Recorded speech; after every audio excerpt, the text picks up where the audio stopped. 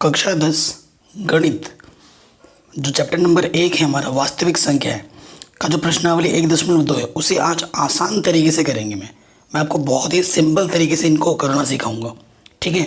बाकी सभी चैप्टर मैंने करा रखे, लिंक्स आपको मिल जाएंगे डिस्क्रिप्शन पे, एक बार लिंक्स ज़रूर चेक करना डिस्क्रिप्शन पे, ठीक है।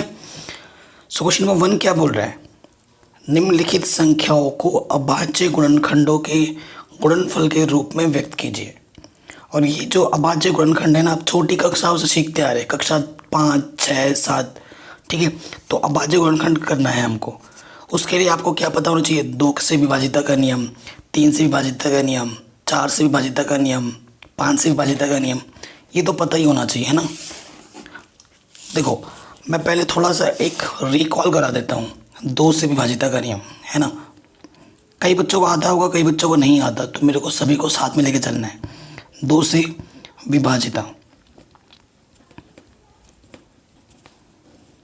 का नियम, ठीक है। ये बताना बहुत ज़रूरी है क्योंकि कई बच्चों को आता होगा, कई बच्चों को नहीं। अगर ये नहीं सीखेंगे तो हमें दिक्कतें हो सकती हैं। देखो इकाई के स्थान पर अगर 0 हो, 2 हो, 4 हो, 6 हो, 8 हो तो संख्या 2 से विभाजित होती है ना। एग्जाम्पल के तौर पर जैसे मैंने 20 लिख लिया, 18 लिख दिया, और एक 23 लिख दिया, और एक 65 लिख दिया, और एक लिख दिया मैंने 70, ठीक है। तो इकाई के स्थान पर 0 है, 2 से कटेगा। इकाई के स्थान पर 8 है, 2 से कटेगा। इकाई के स्थान पर 3 है, 2 से नहीं कटेगा। इकाई के स्थान पर 5 है, 2 से नहीं कटेगा। इकाई के स्थान पर 0 है, 2 से कटेगा। अगर इकाई के स्थान पर ये नंबर आते हैं तो वो संख्या 2 से विभाजित होगी, ठीक। ये पता चला हमें 2 से। 3 से विभाजिता का नियम जान लेते हैं। 3 से विभाजिता का नियम,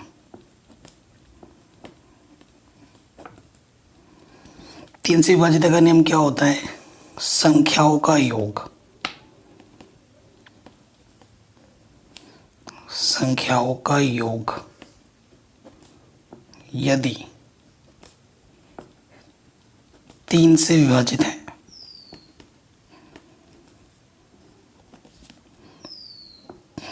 तो पूरी संख्या 3 से विभाजित होती है।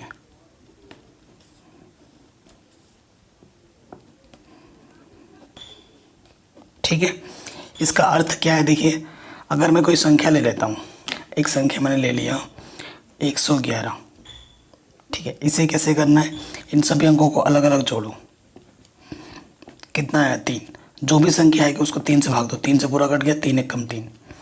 अगर ये 3 से, ये संख्या 3 से कट रही है ना, तो ये पूरी संख्या 3 से कटेगी। 111 भी 3 से कट जाएगा, काट के दिखाऊं, ये देखो 3 दिया 9, 2 बजा 21 हो गया, 3 7 21,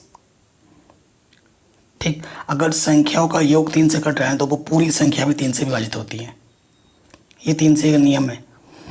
4 से क्या हो, 4 के लिए क्या होगा, अंतिम 2 पद, अंतिम 2 अंक यदि 4 से विभाजित है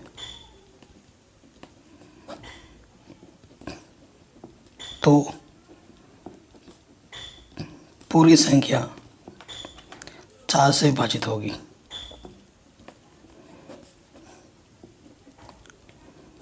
ठीक है, जैसे मैं एग्जाम्पल के तौर पर लिख रहा हूँ, लंबा चौड़ा लिखता हूँ, 2 3 5 6 7 0 0 3, और यहाँ लिखा है 20। एक नंबर मैंने लिखा है 1 1 0 2 1 7 8 3, ठीक है। तो हमें कैसे पता लगेगा कि ये पूरी संख्या 4 से कटेगा या नहीं, बस अंतिम के 2 पद देखने हैं। अंतिम के 2 पद को 4 से भाग दे दो, 4 पंजे 20, पूरा पूरा कट गया, यानी कि ये पूरी संख्या 4 से कटेगी। 4 से भाग दो, 4 दूनी 8, ये नहीं जा रहा है, तो ये 4 से भागने का, ये नहीं कटेगा, ये 4 से विभाजित होगा, परंतु ये नहीं होगा क्योंकि अंतिम 2 पद 4 से भाग नहीं जा रहा है। इसमें अंतिम 2 पद 4 से भागा चला गया, तो ये पूरी संख्या 4 से विभाजित होगी, परंतु ये नहीं होगी, ठीक है। 5 के लिए नियम क्या है? 5 के लिए नियम क्या है? इकाई के स्थान पर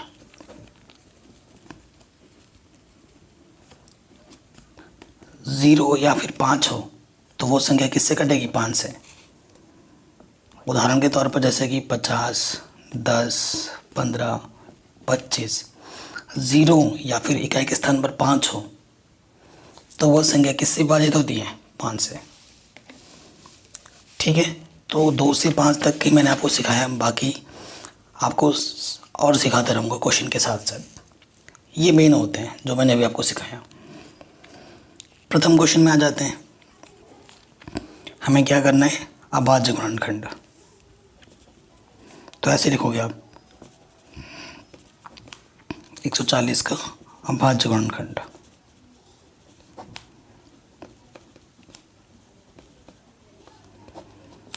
ठीक है, तो आप यहाँ पर लिखोगे 140। इकाई के स्थान पर 0 है, 2 से कटेगा, 2 सत्ते 14, 0, फिर 0 2 से कटेगा। और आपको अभाज्य गुणनखंड हमेशा छोटे छोटे संख्याओं से आगे बढ़ना है। 2 के बाद 3, फिर 4 पे 5, ऐसे देखते जाना है।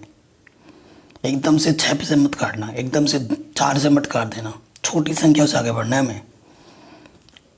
2 3 6, 1 बचा, फिर 10 हो गया, 2 पंजे 10। इकाई के स्थान पर 5 है, 3 से तो कटेगा नहीं, 5 से काटेंगे, 5 सत्ते 35, 7 एक अभाज्य संख्या है, 7 एकम 7। तो 140 का गुणनखंड क्या होगा? 2 गुणा 2, 5 गुणा 7, और गुणे में लास्ट में 1 भी लिख देते हैं। आंसर। ठीक, फिर 156 का करना है हमें। 2 से कटेगा, इकाई के स्थान पर 6 हैं, 2 सत्ते 14, 2 अट्ठे 16, फिर 8 2 से कटेगा, 2 3 6, 2 9 18, 3 से कटेगा, 3 एकम 3, 3 3 9, 13 एकम 13। 156 का अभाज्य गुणनखंड 2 गुणा 2, 3 गुणा 13 गुणा 1। ठीक है, हो गया आराम से। थर्ड पे आ जाओ, क्या है? 3 8 2 5। 3 8 2 5 किससे कटेगा? 5 से तो कटेगा, पूरा पूरा पता है। तो मैंने कहा छोटी संख्या से आगे बढ़ो, तो इनको जोड़ो, 3 और 8 11, 11 और 2 13 और 5 18, 3 से कटते हैं तो 3 से कटेगा, 3 एकम 3, 3 दूनी 6, 3 सत्ते 21, 3 पचे 15। ठीक है, फिर किससे कटेगा? 3 से, 3 चौके 12, 3 दूनी 6 15 हो गया, 3 पचे 15। ठीक है, अब 3 से नहीं कटेगा क्योंकि 6 और 5 11 होता है, 11 3 से भाग नहीं जाता। इकाई के स्थान पर 5 है, 5 से कटेगा, 5 8 40। ठीक है, और 5 पचे 25, फिर 5 से कटेगा, 5 एकम 5, 35 हो गया, 5 सत्ते 35, 17 एकम 17। 17 एक अभाज्य संख्या है, तो ये क्या हो गया?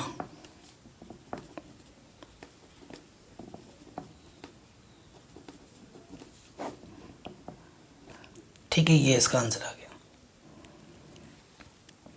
कोई दिक्कत नहीं है, बहुत ही आसान था, हो गया। अब आते हैं इसके चौथे पार्ट पे।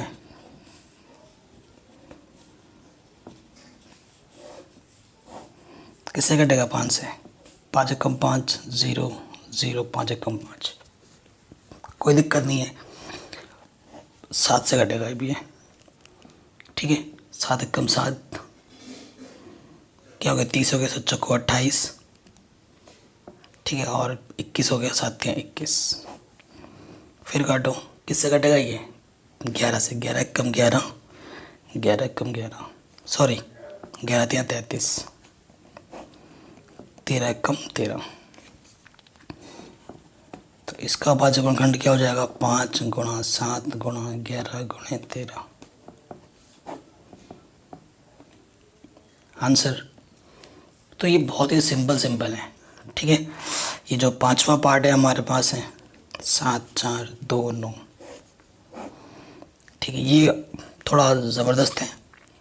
तो ये सीधा सीधा कटेगा, आप एक एक करके ट्राई करते रहोगे तो किसी से नहीं कटेगा, सीधा 17 से कटेगा। पहला 17 चौके 68, 4 बार गया 68, तो कितना बचा 6, 62 हो गया।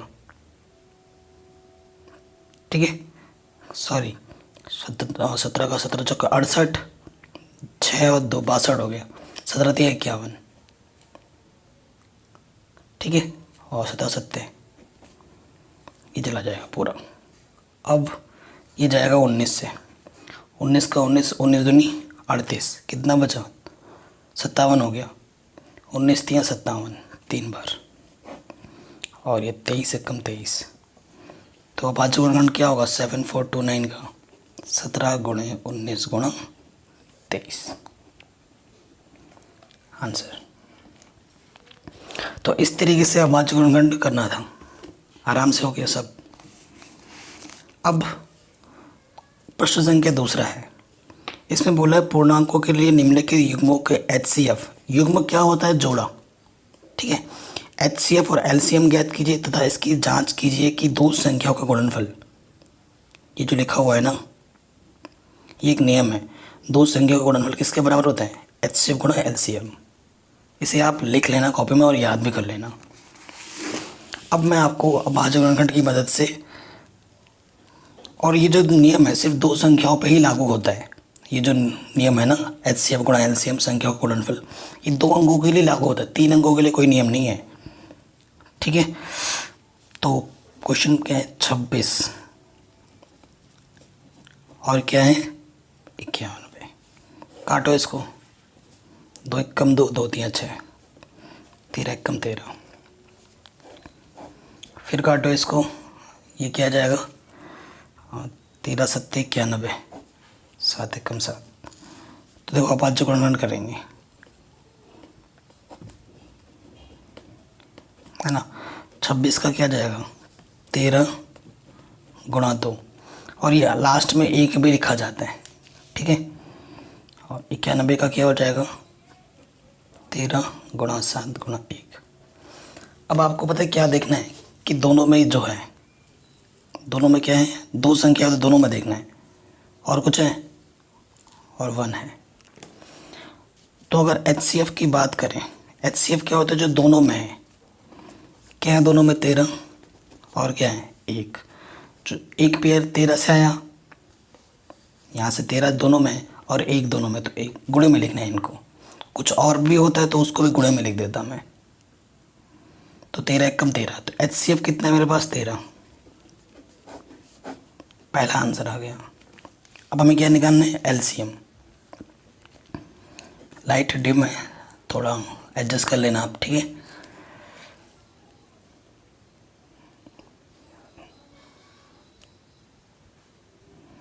अब देखिए LCM का रूल क्या होता है, जो दोनों में है उसे एक ही बार लिखना है, जो दोनों में उसे एक ही बार लिखिए। मतलब HCF जो है उसे लिख दो, और HCF के अलावा जो बचे हैं वो नंबर है उसको गुणे में लिख दो। यहाँ से क्या बचा था 2, यहाँ से क्या बचा था 7, 13 7 दूनी 14, 13 और 14 को आप क्या कर दो गुणा कर दो। ठीक है, 13 और 14 को आपको क्या कर देना गुणा कर देना, तो क्या आ जाएगा 182। तो ये आ गया मेरा LCM।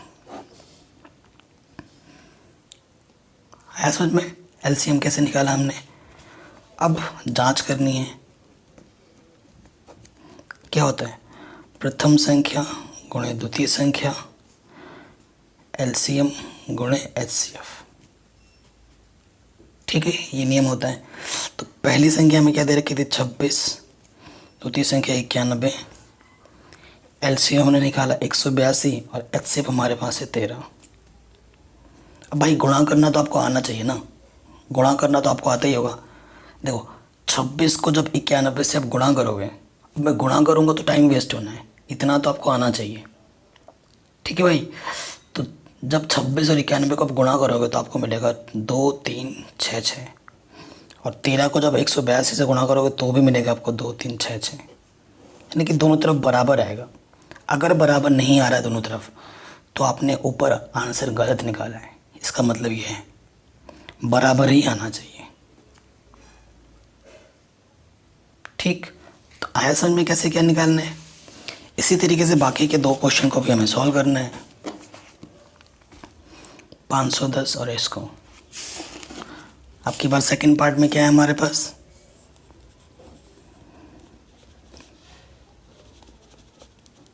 510 और 92। ठीक है, तो यहाँ लिखूँगा मैं 510, यहाँ लिखता हूँ 92। काटो, 5 एकम 5, 0, 5 दूनी 10, किससे कटेगा 2 से, 2 पंचे 10, 2 एकम 2, 3 से कटेगा, 3 एकम 3, 3 सत्ते 21, 17 एकम 17। ठीक है, 92 का करो, 2 से कटेगा, 2 चौको 8, 2 छंग 12, 2 दूनी 4, 2 तिया 6, 23 का भाज्य संख्या है, 23 एकम 23। ठीक है, अतः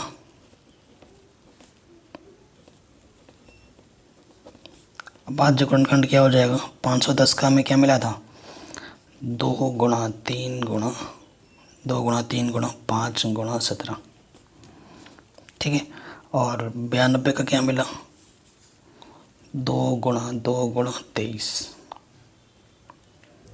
कोई दिक्कत नहीं है यहाँ तक। ठीक है, सो देखिए हमारे पास ये चीज़ आ गई। अब हमें क्या देखना होता है, हमें निकालना है HCF जो दोनों में हो। एक मैंने लिखा नहीं था, गुणे में तो लिख सकते हो। तो HCF क्या होता है, जो दोनों में हो।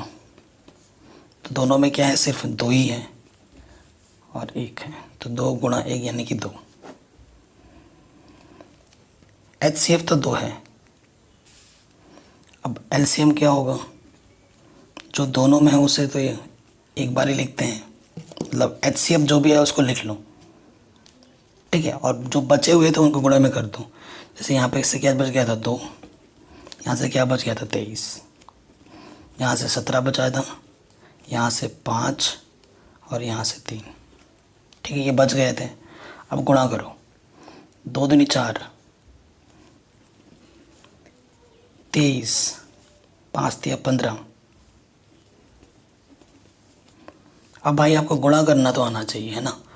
कैसे, अब हमें गुणा करना है। ठीक है, तो जब हम गुणा करेंगे तो क्या होगा, देखो इन सबको जब आपस में इसके गुणा करना, इसके गुणा करना, है ना।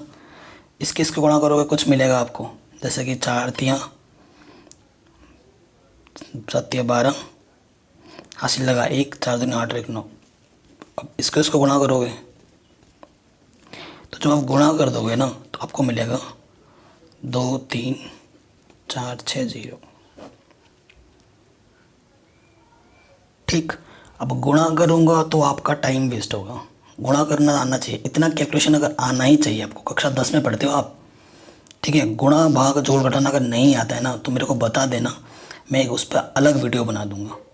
ठीक है, 1-2 घंटे की बेसिक चीज़ें सिखाने के लिए। ठीक है, तो ये हो गया, हमारा मिल गया LCM। अब हमें जांच करनी है, क्या होता है जांच में, प्रथम संख्या गुणे द्वितीय संख्या बराबर HCF गुणे LCM। यही नियम होता है। प्रथम संख्या हमारे पास क्या है, 510। ठीक है, द्वितीय संख्या हमारे पास है 92, HCF हमारे पास 2 है और LCM हमारे पास 2 3 4 6 0। ठीक है, आई बात समझ में। अब जब आप गुणा करोगे ना इसको मैंने पहले से ही गुणा करके रखा है, तो ये मिलेगा आपको 46920 और ये भी आपको मिलेगा 46920। दोनों तरफ बराबर आएगा।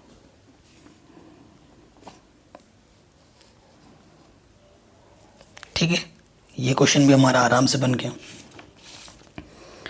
इसी तरीके से पार्ट 3 भी करना है हमें। थर्ड पार्ट में हमारे पास है 336 और 54। ठीक है, 336 और 54। 336 इधर लिखेंगे और इधर लिखेंगे 54। 3 एकम 3, 3 एकम 3, 3 दूनी 6, दो पंजे 10, दो छंग 12, दो दूनी 4, ठीक है, दो अट्ठे 16, दो एकम 2, दो चौके 8, दो सत्ते 14, सात एकम 7।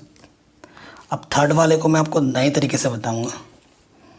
दो दूनी 4, दो सत्ते 14, तीन नम 27, तीन तिया 9, तीन एकम 3, ठीक है। देखो अब आज गुणन क्या कैसे लिखूंगा मैं इसको। दो कितनी बार है, 1 2 3 4, तो 2 की घात 4 लिख दो। तीन कितनी बार है, एक बार। और 7 कितनी बार है, एक बार। तो घात में एक एक लिख दे रहा हूँ।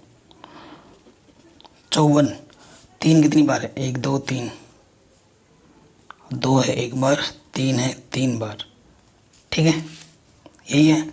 अब देखो HCF कैसे निकालूंगा, नए तरीके से लिखा मैंने इसको, ताकि ये तरीका भी मैं आपको सिखा सकूं। अब HCF में क्या होता है, देखो दोनों में ये चीज़ है दोनों में, लेकिन ये इधर एक बार है, इधर 4 बार है, इधर 3 बार, इधर एक बार है ना। अब HCF में क्या होता है, न्यूनतम घात देखी जाती है। क्या न्यूनतम घात HCF के लिए, तो 2 की घात न्यूनतम कौन सी है, 2 की घात 1 है, ठीक है। 1 को लिखो ना लिखो एक ही बात है। और 3 की न्यूनतम घात कितनी है, 3 की घात 1, तो इसका मतलब है 2 गुणा 3 यानी कि 6। HCF हमारा कितना आ गया, 6। अब आ जाओ LCM पर। अब जो दोनों में है उसमें क्या लिखते हैं, अधिकतम घात है, अधिकतम घात। 2 की अधिकतम घात कितनी है, 4, और 3 की अधिकतम घात कितनी है, 3, और बचा क्या है, 7। 2 की घात 4 का मतलब 2 4 बार गुणे में 2 2 दूनी 4 दूनी 8 दूनी 16, 3 का मतलब 3 तिया 9 तिया 27, ठीक है। अब इन सबको गुणा कर दो, तीनों को आपस में। जब हम तीनों को आपस में गुणा करेंगे ना, तो हमारे पास जो मिलेगा गुणा करने पे वो मिलेगा 3024। ये मैंने पहले से गुणा करके रखा है, ये मिल जाएगा हमारा LCM। अब हमें क्या करना है, जांच में क्या होता है, प्रथम संख्या गुणे द्वितीय संख्या, HCF गुणे LCM। प्रथम संख्या हमारे पास है 336, द्वितीय संख्या है 54, HCF हमने 6 निकाला था, और LCM हमारा 3024। इन दोनों की जब आपस में गुणा करोगे ना, ठीक है, मैं गुणा करके आपका टाइम वेस्ट नहीं करूँगा आपके सामने, ये मैंने पहले से ही ये सब करके रखा है, ये मिलेगा आपको, ठीक है। तो ये आपका क्या जाएगा आंसर, दोनों तरफ बराबर आएगा। गुणा करना तो आपको आता ही होगा, है ना। तो ये चीज़ हो गई, ठीक है। तो क्वेश्चन नंबर 2 भी हमारा आराम से बन गया। अब आते हैं क्वेश्चन नंबर 3 में। क्वेश्चन नंबर 3 में 2 अंकों से हटाकर 3 अंकों का कर दिया है। कितने कर दिए, 3 अंक। तो 3 करे, 4 करे या 10 करे, नियम नहीं बदलेगा, नियम वही रहेगा। लेकिन 2 अंकों में जो जांच करने वाला रूल था ना, वो 3 अंकों पर लागू नहीं होता है। संख्या क्या है, 12, 15 और 21। अब आज जोड़ करने का, 2 छंग 12, 2 तिया 6, 3 एकम 3, 3 की 5 15, 5 एकम 5, 3 7 21, 7 एकम 7, ठीक है। अब आज खंड करेंगे।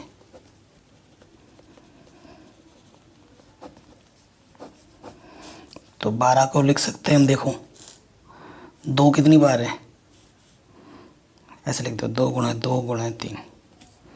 15 का मतलब है 3 के नीचे 3 लिख, 3 गुणा 5, ठीक है। और 21 को लिख सकते हैं हम 7 गुणा 3, ठीक है। तो देखो तीनों में देखना है, क्योंकि 3 संख्या तो तीनों में देखना पड़ेगा। तो HCF हमें क्या मिल रहा है, जो तीनों में है वो क्या है, 3, और कुछ नहीं है। तो HCF हमारा 3 आ गया। मान लो कि तीनों में कुछ भी कॉमन अगर ना होता तब HCF क्या होता, तब HCF 1 होता। अगर तीनों में कुछ भी कॉमन ना होता तो HCF 1 होता है। 3 संख्या है तो तीनों में कॉमन होना चाहिए, तीनों में वो चीज़ होनी चाहिए। 2 में है, तीसरे में नहीं है तो वो नहीं माना जाएगा, तीनों में होना ज़रूरी है। अब हम लेंगे LCM। LCM में आपको पता ही है, जो तीनों में है, मतलब जो LCM में क्या होता है, जो HCF आया उसे तो लिख ही दो एक बार, और जो छूट गए उनको गुणे में कर दो। यहाँ से 7 छोटा, यहाँ से 5 छोटा, यहाँ से 2 और यहाँ से 2 छोटा था, वो गुणे में डाल दिया हमने। तो यहाँ से क्या होगा, 3 7 21, 5 दूनी 10, दूनी 20, 21 दूनी 42, 420। ठीक है, तो LCM कितना आएगा, 420, HCM आएगा 3। ठीक हो गया, आराम से हो गया, आराम से बन गया क्वेश्चन नंबर 3 भी। सेकंड पार्ट पे आ जाते हैं। 17, 23, 29, ये जो तीनों के तीनों संख्या हैं वो क्या है, अभाज्य संख्या। ये क्या है, अभाज्य संख्या। तो आपको मैं बता देता हूँ, अभाज्य क्या लिख रहा हूँ, संख्या। अभाज्य संख्या का जो HCF होता है ना वो हमेशा 1 होता है। लिखोगे चूंकि 17, 23 और 29 एक अभाज्य संख्या है, अतः इनका HCF 1 होगा। ठीक, और LCM क्या होता है, इन सब का गुणनफल, 17 गुणा 23 गुणा 29, क्योंकि तीनों के तीनों अभाज्य संख्या है तो तीनों को आपस में गुणा कर दो तो आपको मिल जाएगा LCM। आई बात समझ में, आपको क्या मिल जाएगा, LCM। इस तरीके से करना है आपको इस क्वेश्चन को। ठीक है, तो जब तीनों को आप गुणा करोगे ना तो आपको मिल जाएगा 1 1 3 3 9। गुणा करना आता ही होगा, पहले इन दोनों का गुणा करना, जो मिलेगा उसको किससे गुणा कर देना, 29 से, तो फिर आपको ये आंसर दे देगा। ठीक है, आराम से बन गया, कोई दिक्कत नहीं है। अब आ जाओ थर्ड पार्ट में। इसके थर्ड पार्ट में 8 9 25, तो ये आ जाएगा 2 चक्के 8, 2 दूनी 4, 2 एकम 2, 3 तिया 9, 3 एकम 3, 5 बचे 25, 5 एकम 5। तो जो अभाज्य गुणनखंड है,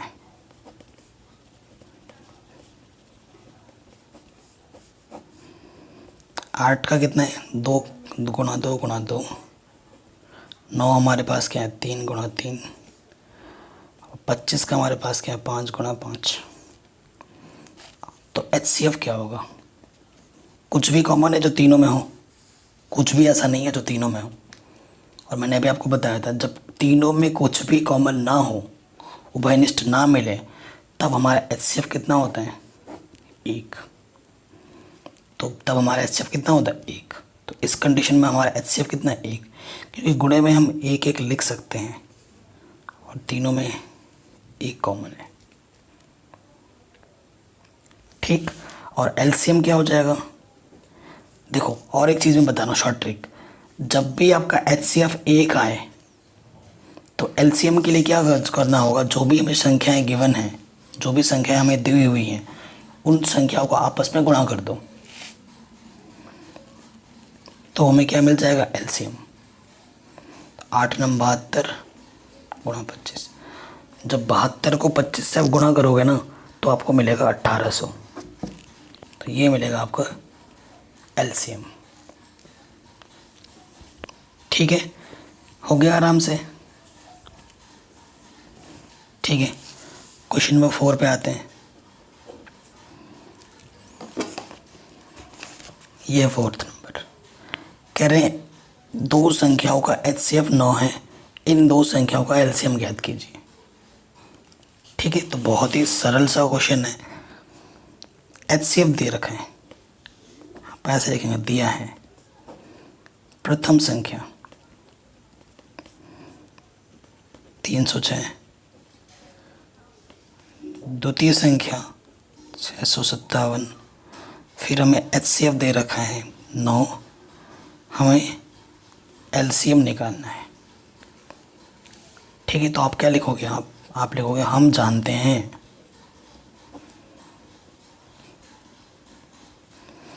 आप क्या जानते हो, प्रथम संख्या गुणे द्वितीय संख्या किसके बराबर होते हैं, HCF गुणे LCM। प्रथम संख्या है 306, द्वितीय संख्या है 657, HCF है 9, हमें LCM निकालना है।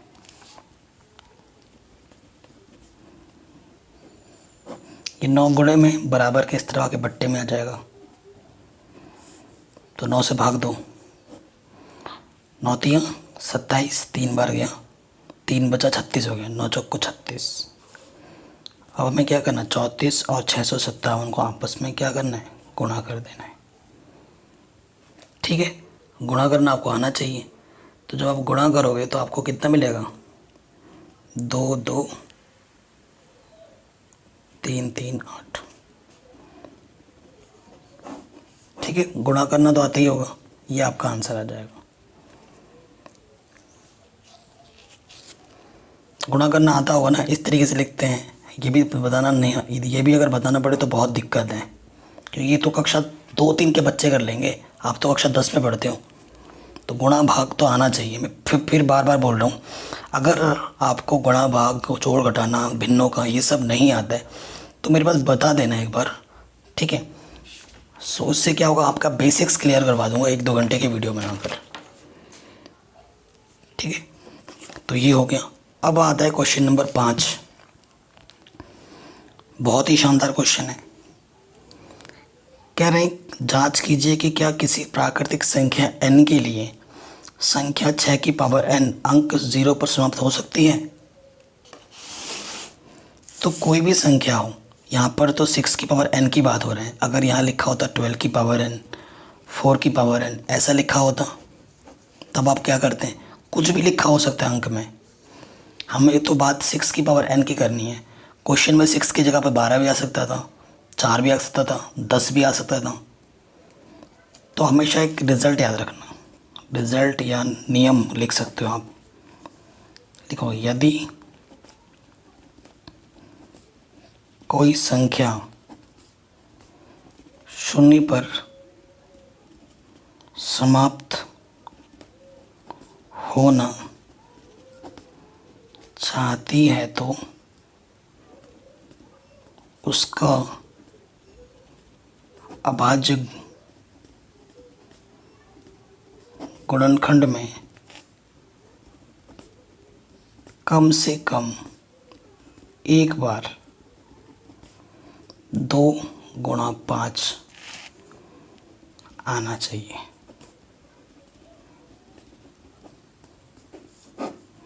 ये नोट हमेशा याद रखना, कोई भी संख्या अगर 0 पर समाप्त होना चाहती है ना, तो अगर उसका हम अभाज्य गुणनखंड करें तो कम से कम एक बार तो 2 आए, कम से कम एक बार तो 5 आए। एक से ज़्यादा बार आए तो चलेगा, लेकिन एक से कम बार नहीं आना चाहिए। ठीक है, अगर सिर्फ 2 होगा तो भी नहीं होगा, सिर्फ 5 होगा तो भी नहीं होगा, 2 और 5 कम से कम एक बार तो होने ही चाहिए, तभी वो संख्या 0 पर समाप्त होगी, अन्यथा नहीं। तो लिखेंगे अतः 6 का गुणनखंड करने पर, तो 6 का गुणनखंड करो, 2 3 6, 3 1 3। तो भाई 2 तो आया, 5 का है, 5 या नहीं है, तो मैंने बोला ना कम से कम एक बार तो चाहिए ही चाहिए। 2 है लेकिन 5 नहीं है, तो ये 0 पर समाप्त नहीं हो सकती। तो अब क्या लिखोगे, चूँकि 6 का गुणनखंड करने पर यह 2 × 5 के रूप का नहीं है, अर्थात यह कभी भी शून्य पर समाप्त नहीं होगी किसी भी प्राकृतिक संख्या n के लिए। ये आपका उत्तर हो जाएगा। और ये शब्द और ये जो मैंने लिखा है इसको जो लिखना ही पड़ेगा। ये सबसे सरल तरीका मैंने लिखा है। पहले रिजल्ट बता देना एग्जामिनर को, देखते ही खुश हो जाएगा, फिर ये करना और फिर ये लिख देना। ठीक है। तुम जब 12 का भी करोगे ना तो ये भी समाप्त नहीं होगा, 4 का भी करोगे तो समाप्त नहीं होगा। अगर मैं यहाँ पर लिख देता हूँ 10 की पावर n तो ये 0 पर समाप्त होगा, क्योंकि 10 का गुणनखंड 2 × 5 होता है। ठीक है। तो क्वेश्चन घुमा के आ सकते हैं, ज़रूरी नहीं है कि 6 वाला ही आए, कुछ भी हो सकता था। 12 भी दे सकता था, 4 भी दे सकता था, 10 भी दे सकता था। ठीक है ना। तो बढ़िया क्वेश्चन था, ये भी हो गया हमारा आराम से। अब हम बात करेंगे अगला क्वेश्चन बताने से पहले। एक संख्या होती है भाज्य संख्या और एक होती है अभाज्य संख्या। आपको पता है भाज्य संख्या क्या है और अभाज्य संख्या क्या है, लेकिन आपको परिभाषा नहीं पता। आपको मैं बोलूं तो ये 2, 3, 5, 7, 11, 13 ये क्या है? अभाज्य संख्या। और मैंने यहाँ लिख दिया 4, 10, 9, 6, तो आप बोलोगे ये अभाज्य संख्या है। आपको पता है, लेकिन इनके बीच में जो अंतर है वो आपको बोल नहीं सकते, लेकिन आप पहचान जरूर लेते हो। अभाज्य संख्या क्या होती है? वो संख्या जो सिर्फ खुद से कटे और एक से कटे। कटे का मतलब विभाजित हो। वो संख्या जो सिर्फ खुद से विभाजित हो और एक से विभाजित हो। स्वयं और एक। और ये संख्या स्वयं से भी विभाजित होती है, एक से भी विभाजित होती है, और उसके अलावा किसी और संख्या से भी विभाजित हो जाती है। जैसे 4 किससे कट जाएगा? 2 से। 10 किससे कटेगा? 2 से कटेगा। किससे कटेगा? 5 से कटेगा। 9 किससे कटेगा? 3 से कटेगा।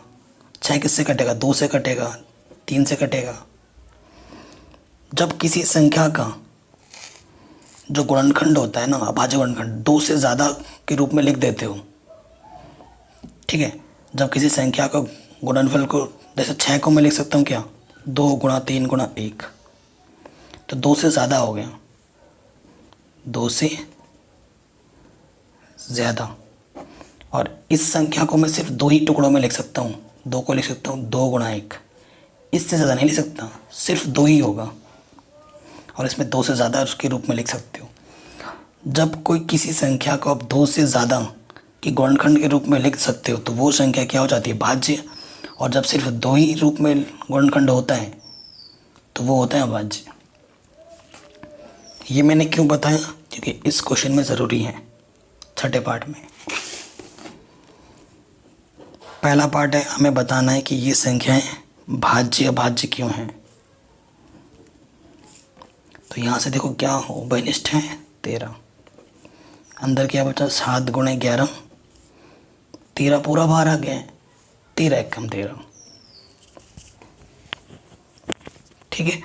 सो देखो 11 × 77 + 1 यानी कि 13, 77 और 1 क्या होगा? 78। 2 संख्या गुणनफल है तो मैं किसी भी संख्या को 1 से गुणा कर सकता हूँ, उस पर कोई फ़र्क ही नहीं पड़ेगा। तो इस संख्या को मैंने 2 संख्याओं से ज़्यादा के गुणनफल के रूप में दिखा दिया। 2 से अधिक गुणनखंड रूप होने के कारण यह एक भाज्य संख्या है। सिंपल, एकदम सिंपल लैंग्वेज। ठीक है, आराम से हो गया। अब आ जाओ सेकंड पार्ट में। सेकंड पार्ट में, ये तो पहला पार्ट था, सेकंड पार्ट में हमारा 7 × 6 × 5। तो देखो यहाँ 5 है, यहाँ पर भी 5 है, 5 उभयनिष्ठ है, बाहर निकाला 7 गुणा 6, यहाँ से 4 गुणा 3 गुणा 2, एकम 2, 5 बाहर आ गया, 5 एकम 5, 7 छंग 42, 7 या 12 दूनी 24 प्लस 1, 5 गुणा। अब इनको गुणा जब आप करोगे, है ना, इनको जब आप गुणा करोगे तो आपको क्या मिल जाएगा, देखिए हल करने पर ये मिलेगा आपको, 24 को 42 से गुणा करेंगे तो मिलेगा 1008 प्लस में 1, तो ये मिल जाएगा 1009। तो गुणे में मैं 1 लिख सकता हूँ, 2 से ज़्यादा आ गया वही आ जाएगा, ये लिखोगे फिर से, ये वाला चीज़ यहाँ पर आप फिर से लिख दोगे। 2 से अधिक गुणनखंड रूप होने के कारण यह एक भाज्य संख्या है। ठीक, आराम से बन गया, कोई दिक्कत नहीं है। अब आते हैं लास्ट क्वेश्चन पे इस प्रश्नावली के। अगर वीडियो पसंद आई हो तो प्लीज़ लाइक ज़रूर करना। कह रहे किसी खेल के मैदान के चारों ओर एक वृत्ताकार पथ है। इस मैदान का एक चक्कर लगाने में सोनिया को 18 मिनट लगते हैं, जबकि इसी मैदान का एक चक्कर लगाने में रवि को 12 मिनट लगते हैं। मान लीजिए कि वो दोनों एक ही स्थान और एक ही समय पर चलना प्रारंभ करते हैं एक ही दिशा में, कितने समय बाद वो पुनः प्रारंभिक स्थान पर मिलेंगे। एक ऐसा मैदान है ना, ऐसा मैदान है जो भागना है। देखो एक एक एक आदमी कौन है, रवि, एक रवि है, रवि को लगते हैं 12 मिनट, और दूसरा हमारे पास कौन है, सोनिया, सोनिया को लगते हैं 18 मिनट एक चक्कर लगाने में। अगर दोनों एक ही स्थान से प्रारंभ करें तो कितने मिनट बाद फिर से जाके वो एक ही स्थान पर फिर मिलेंगे। तो इस टाइप के क्वेश्चनों को करने के लिए ना हमें क्या निकालना होता है, जो दोनों संख्या हैं उनका निकालना होता है एलसीएम,